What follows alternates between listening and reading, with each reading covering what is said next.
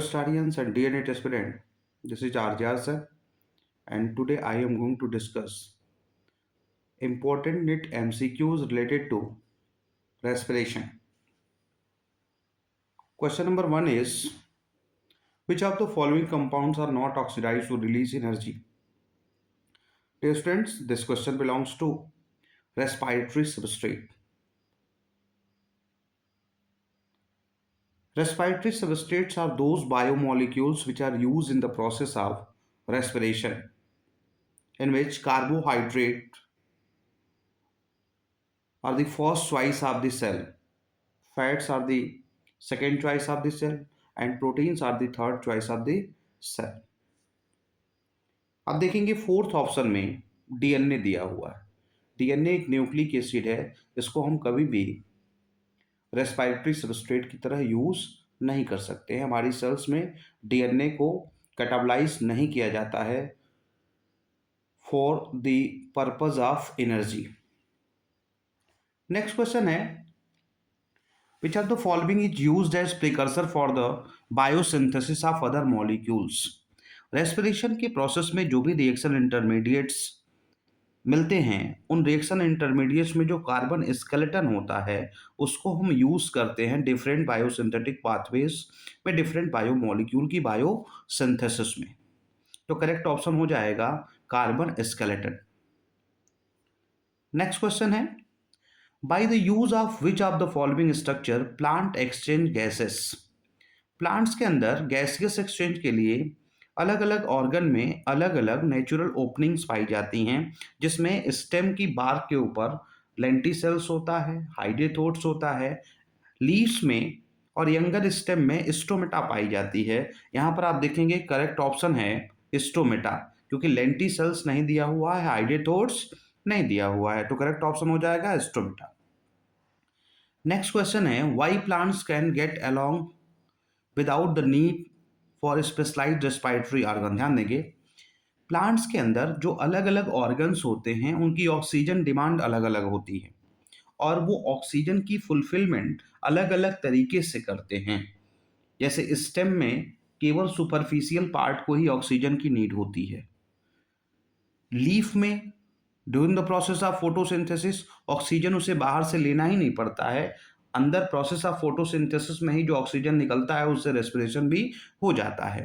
तो यहाँ पर आप देखेंगे ऑप्शन सी दिया हुआ है, each plant take care of its own needs, तो करेक्ट ऑप्शन हो जाएगा थर्ड वाला।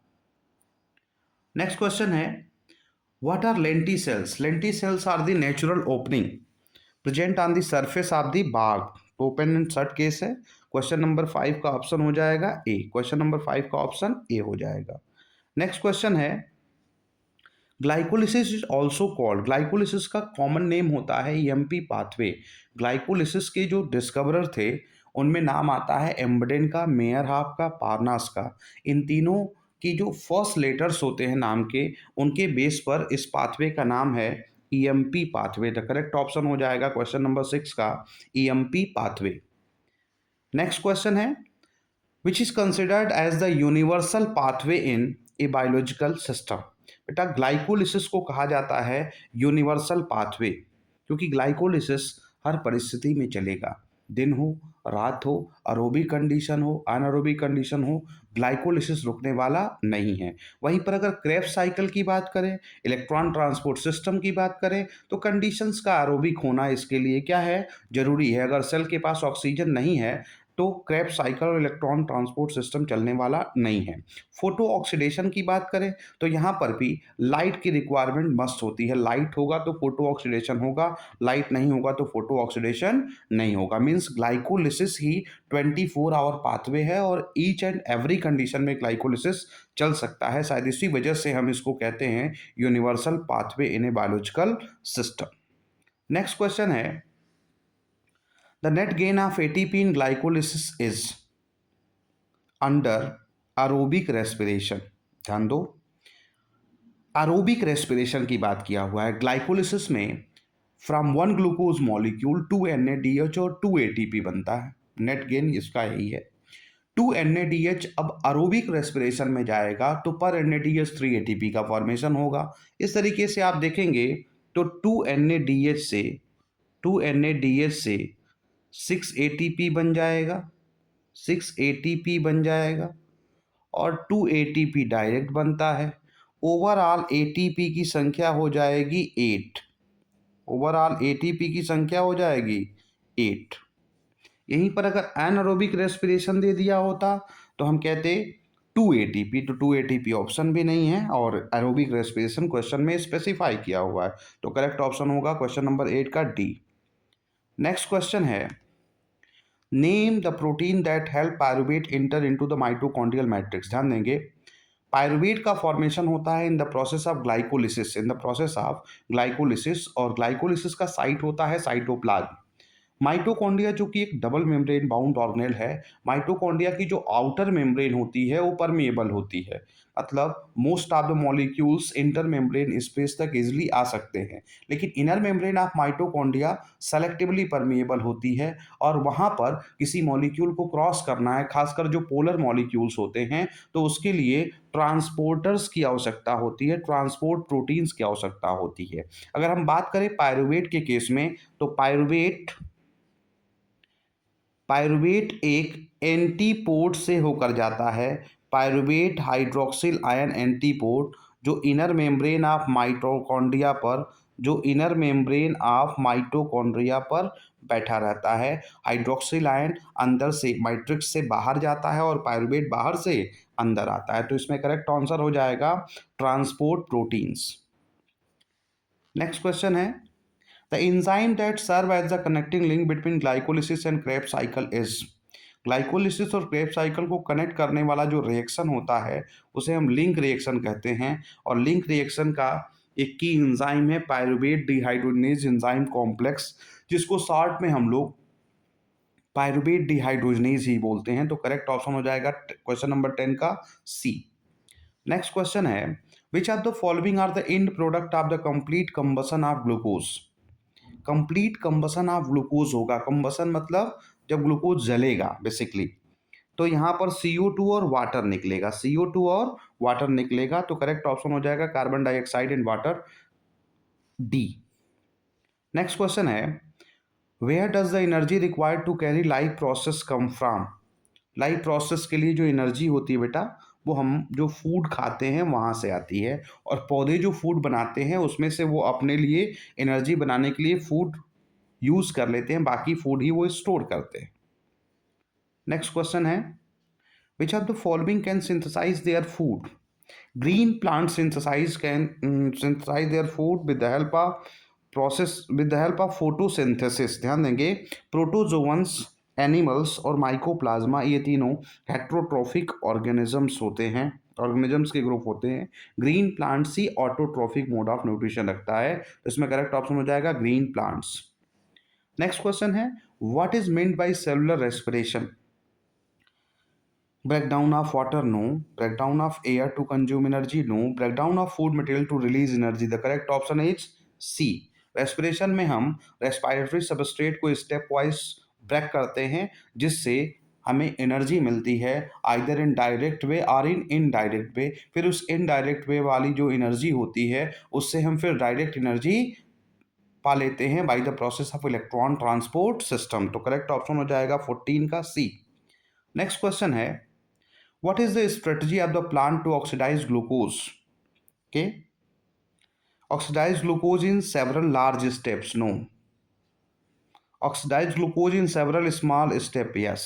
ध्यान दो, ग्लूकोज को ऑक्सीडाइज करने के लिए कंप्लीट ऑक्सीडेशन ऑफ ग्लूकोज की अगर बात करें तो एरोबिक रेस्पिरेशन में होता है, और एरोबिक रेस्पिरेशन में ग्लाइकोलिसिस में 10 स्टेप्स हैं, लिंक रिएक्शन में 5 स्टेप्स होते हैं, क्रेब्स साइकिल में 10 स्टेप्स होते हैं, और इलेक्ट्रॉन ट्रांसपोर्ट सिस्टम में भी मिनिमम 5 स्टेप्स तो हम कैलकुलेट करेंगे ही। स्टेप्स तो बहुत ज़्यादा होते हैं वहाँ पर। अगर इलेक्ट्रॉन कैरियर्स के परस्पेक्टिव में बात करें, हम केवल अगर कॉम्प्लेक्सेस की बात करें तो 5 कॉम्प्लेक्सेस इन्वॉल्व होते हैं, तब जाके कंप्लीट एटीपी का फॉर्मेशन होता है।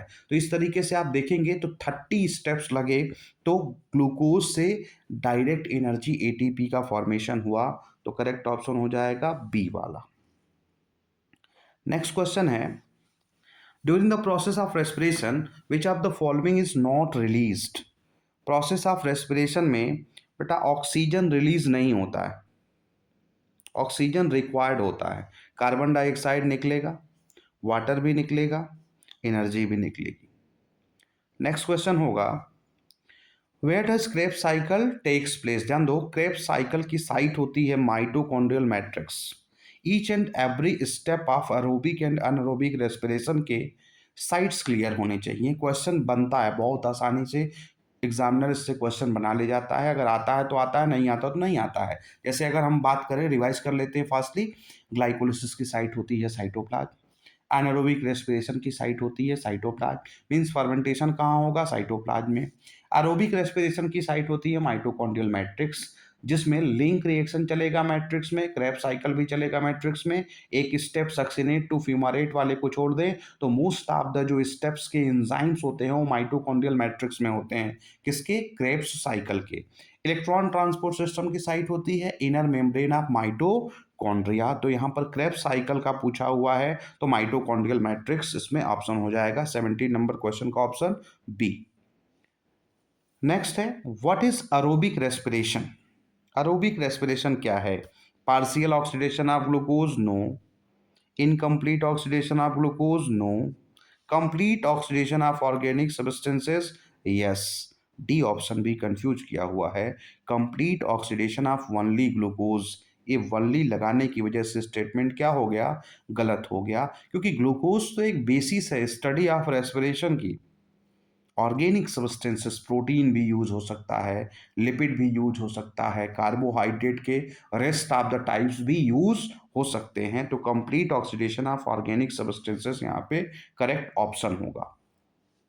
नेक्स्ट क्वेश्चन है, where does the electron transport system of aerobic respiration takes place. अभी हमने प्रीवियस क्वेश्चन में डिस्कस किया है sites of major respiratory events, जिसमें इलेक्ट्रॉन ट्रांसपोर्ट सिस्टम के लिए हमने डिस्कस किया कि इनर मेम्ब्रेन ऑफ माइटोकॉन्ड्रिया पे 5 कॉम्प्लेक्सेस बैठे होते हैं, कॉम्प्लेक्स 1 2 3 4 5, और वो मिलके फाइनल एटीपी का प्रोडक्शन कराते हैं। तो इसमें करेक्ट ऑप्शन हो जाएगा सी। नेक्स्ट क्वेश्चन है, how many steps of decarboxylation leads to the formation of ketoglutaric acid. ध्यान दो, कीटोग्लूटरिक एसिड तक बनने में कितने डिकार्बोक्सिलेशन होते हैं। तो बता दें तुमको, ग्लाइकोलिसिस में एक भी डिकार्बोक्सिलेशन नहीं होता है। एक 6 कार्बन का ग्लूकोज टूटेगा, 2 3 कार्बन के पायरुवेट बन जाते हैं। पायरुवेट का पहला डिकार्बोक्सिलेशन होता है लिंक रिएक्शन में। दूसरा डिकार्बोक्सिलेशन होता है अल्फा कीटोग्लूटरिक एसिड के बनने के पहले, मतलब ऑक्जेलोसक्सिनेट से अल्फा कीटोग्लूटरिक एसिड बनने वाले स्टेप पर। और तीसरा होता है अल्फा कीटोग्लूटरिक एसिड से सक्सिनिल कोएंजाइम ए के बनने वाले स्टेप पर। तो करेक्ट ऑप्शन हो जाएगा इसमें 2। 2 डिकार्बोक्सिलेशन स्टेप्स इन्वॉल्व होते हैं। 2 decarboxylation steps, number of steps पूछा है, तो करेक्ट ऑप्शन होगा 2। नेक्स्ट क्वेश्चन है, which of the following compound is the first number of TCA, first member of TCA cycle. Okay, ऑक्जेलो acetate होगा, ऑक्जेलो एसिटिक एसिड कंबाइन होता है एसिटिल कोएंजाइम ए से, और फर्स्ट स्टेबल कंपाउंड बनता है citric acid, जिसके पास 3 carboxylic group होने की वजह से इस साइकिल को हम ट्राई कार्बोक्सिलिक एसिड साइकिल और टीसीए साइकिल का नाम देते हैं। नेक्स्ट क्वेश्चन है, how many points are there in TCA cycle where NAD+ is reduce. ध्यान दो, NAD+ का reduction tricarboxylic acid cycle में 3 जगह पे होता है। ओवरऑल अगर हम क्रेब्स साइकिल को देखें तो 4 ऐसे स्टेप्स हैं जहां पर ऑक्सीडेशन होना है, ऑक्सीडेशन और रिडक्शन होना है, जिसमें 3 जगह NADH बनता है और एक जगह FADH2 बनता है, FADH2 बनता है। अब वो 3 कौन कौन से स्टेप हैं, केवल नंबर पूछा है। 3 कौन कौन से स्टेप हैं वो याद होना चाहिए। जैसे हम आपको रिवाइज करा देते हैं, आइसोसाइट्रेट से ऑक्जेलोसक्सिनेट पहला NADH बनता है, फिर अल्फा कीटोग्लूट्रेट से सक्सिनिल कोएंजाइम ए वाले पर दूसरा NADH बनता है, और तीसरा NADH बनता है मैलेट से ऑक्जेलो एसीटेट वाले पर। तो करेक्ट ऑप्शन हो जाएगा 3। नेक्स्ट क्वेश्चन है what is the use of ETS? Electron transport system का यूज क्या है? इलेक्ट्रॉन ट्रांसपोर्ट सिस्टम का यूज है to release and utilise energy, to store energy no, to transfer energy to the surrounding no, to take energy from the surrounding no. ये energy को release कराता है कहाँ से? रिड्यूसिंग पावर्स से।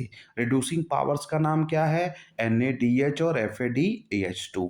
एक NADH से 3 ATP और एक FADH2 से 2 ATP का फॉर्मेशन होता है in the process of electron transport system. Next question है where are the electron passed in the electron transport system? Electron transport system में जो टर्मिनल इलेक्ट्रॉन एक्सेप्टर होता है उसका नाम है ऑक्सीजन, और सारे इलेक्ट्रॉन ऑक्सीजन को ही पास होते हैं। ऑक्सीजन इलेक्ट्रॉन लेके रिड्यूस हो जाता है और वाटर का फॉर्मेशन कर लेता है। नेक्स्ट क्वेश्चन है which complex oxidise the electron produce by the NADH? बेटा कॉम्प्लेक्स 1 का नाम होता है NADH डिहाइड्रोजेज, और कॉम्प्लेक्स 1 ही NADH के इलेक्ट्रॉन और प्रोटॉन को रिसीव करता है। तो करेक्ट ऑप्शन होगा ए वाला। नेक्स्ट क्वेश्चन है cytochrome C acts a carrier between which of the two complexes? ध्यान देंगे पूरे इलेक्ट्रॉन ट्रांसपोर्ट सिस्टम में दो मोबाइल इलेक्ट्रॉन कैरियर्स हमने पढ़ा है, एक का नाम है यूबीक्यूनोन और एक का नाम है साइटोक्रोम C। यूबीक्यूनोन कॉम्प्लेक्स 1 और 3 के बीच में इलेक्ट्रॉन कैरियर की तरह काम करता है, और साइटोक्रोम C कॉम्प्लेक्स 3 और 4 के बीच में इलेक्ट्रॉन कैरियर की तरह काम करता है। तो इसमें करेक्ट ऑप्शन हो जाएगा complex 3 and complex 4। Next question है how many copper centres are present in the complex 4? ध्यान देंगे कॉम्प्लेक्स 4 में जो इलेक्ट्रॉन कैरियर्स होते हैं उसमें एक इलेक्ट्रॉन कैरियर है कॉपर A, एक इलेक्ट्रॉन कैरियर है साइटोक्रोम A1, एक इलेक्ट्रॉन कैरियर है साइटोक्रोम A3, एक इलेक्ट्रॉन कैरियर है कॉपर B। तो इसमें दो कॉपर सेंटर हो गए, करेक्ट आंसर होगा बी। नेक्स्ट क्वेश्चन है the number of ATP molecule synthesised depend upon which of the following? ध्यान दो इलेक्ट्रॉन डोनर के ऊपर डिपेंड करता है कि कितना ATP मॉलिक्यूल बनेगा। NADH की अगर बात करें तो NADH के पास भी दो इलेक्ट्रॉन होता है और FADH2 के पास भी दो इलेक्ट्रॉन होता है, लेकिन इन दोनों में बेसिक डिफरेंस है। NADH के पास हाई एनर्जी के इलेक्ट्रॉन होते हैं और FADH2 के पास लो एनर्जी के इलेक्ट्रॉन होते हैं। इसी वजह से NADH से 3 ATP का फॉर्मेशन होता है और FADH2 से 2 ATP का फॉर्मेशन होता है। नेक्स्ट क्वेश्चन है which of the following energy is utilise for the production of proton gradient in electron transport system? Energy of oxidation no, energy of oxygen no, energy of hydrogen no, energy of phosphorus no, energy of oxidation reduction reaction yes. ध्यान दो electron transport system में आप देखेंगे कि reducing powers से electron जब electron complexes को मिलता है तो इलेक्ट्रॉन डिफरेंट इलेक्ट्रॉन कैरियर से होते हुए जाता है टर्मिनल इलेक्ट्रॉन एक्सेप्टर ऑक्सीजन के पास।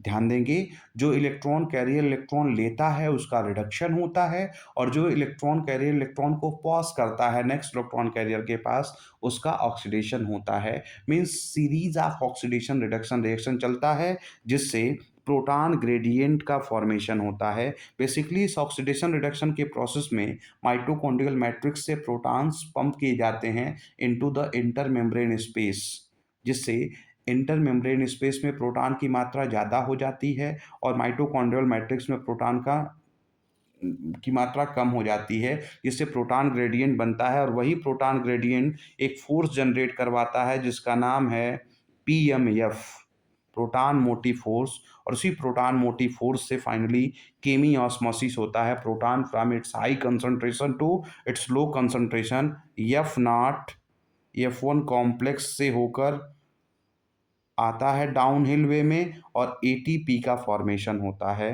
तो करेक्ट ऑप्शन हो जाएगा डी वाला। नेक्स्ट क्वेश्चन है What kind of protein is F1 that is present in the complex 5? Complex 5 में बेटा एक प्रोटीन होती है F0 जो ट्रांस मेम्ब्रेन होती है, और एक प्रोटीन होती है F1 जो पेरीफेरल प्रोटीन होती है। तो करेक्ट ऑप्शन हो जाएगा ए। नेक्स्ट क्वेश्चन है, how many ATP molecules are gain during the fermentation? बेटा फर्मेंटेशन रिएक्शन में 2 एटीपी का ही फॉर्मेशन होता है from a single glucose molecule, और ये एटीपी बनता है during EMP pathway, EMP pathway means glycolysis.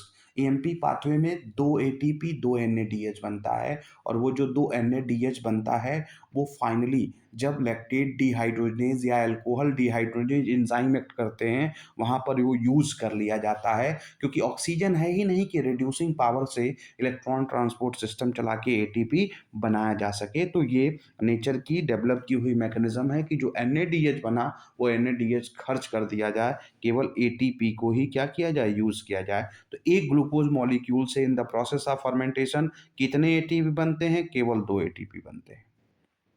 Next question है, what is the full form of RQ? RQ का फुल फॉर्म होता है रेस्पिरेटरी क्वेसेंट। रेस्पिरेटरी क्वेसेंट क्या है? CO2 कितना इवॉल्व हुआ और O2 कितना कंज्यूम हुआ इन द प्रोसेस ऑफ रेस्पिरेशन, उसका रेशियो होता है RQ, means respiratory quotient. Next question है, on which of the following does the respiratory quotient depend? The respiratory concentration of oxygen, the respiratory substrate used during respiration, the volume of carbon dioxide evolved, and the energy evolved during the respiration. ध्यान दो, respiratory question depend करता है कि respiratory substrate किस type का है। Respiratory substrate अगर carbohydrate होगा तो उसका आरक्यू अलग आएगा। रेस्पिरेटरी सबस्ट्रेट अगर प्रोटीन होगा तो उसका आरक्यू अलग आएगा। रेस्पिरेटरी सबस्ट्रेट अगर ऑर्गेनिक एसिड होगा उसका आरक्यू अलग आएगा। रेस्पिरेटरी सबस्ट्रेट अगर फैट है तो उसका आरक्यू अलग होगा, क्योंकि अलग अलग प्रकार के ऑर्गेनिक मॉलिक्यूल को तोड़ने में जो ऑक्सीजन होता है वो अलग अलग नंबर में लगता है, और CO2 की इवोल्यूशन भी क्या होती है, वेरी करती है कि कितने नंबर ऑफ CO2 इवॉल्व होगा। तो करेक्ट ऑप्शन होगा 33 का बी। नेक्स्ट क्वेश्चन है, what is the RQ value of tripalmitin? अब ध्यान दो, यहाँ पर ये ट्राइपामिटीन फैट मेंशन किया हुआ। ट्राइपामिटीन ये फैक्ट हो गया। ट्राइपामिटीन एक फैट है जिसका आरक्यू होता है 0.7। अब बेटा अगर फैट बदल देंगे तो आरक्यू वैल्यू क्या हो जाएगा, बदल जाएगा। फैट के केस में आरक्यू हमेशा लेस देन 1 होता है। क्यों? क्योंकि फैट को मेटाबोलाइज करने में O2 की रिक्वायरमेंट ज़्यादा होती है, और O2 का नंबर ज़्यादा होगा तो वैल्यू लेस देन 1 ही आएगा। किसका? आरक्यू का। नेक्स्ट क्वेश्चन है, what is the respiratory quotient for organic acid? Organic acid का जो आरक्यू होता है वो मोर देन 1 आता है। कितना आता है? More than 1। क्योंकि ऑर्गेनिक एसिड्स के पास जो कार्बोक्सिलिक ग्रुप होता है उसका नंबर ज़्यादा होता है, और कार्बोक्सिलिक एसिड का कार्बोक्सिलिक ग्रुप का नंबर ज़्यादा होने की वजह से वो CO2 ज़्यादा इवॉल्व करते हैं, O2 वहाँ पर कम रिक्वायर्ड होता है, जिसकी वजह से वैल्यू मोर देन 1 आती है। तो RQ of organic acid more than 1 होता है। तो ये था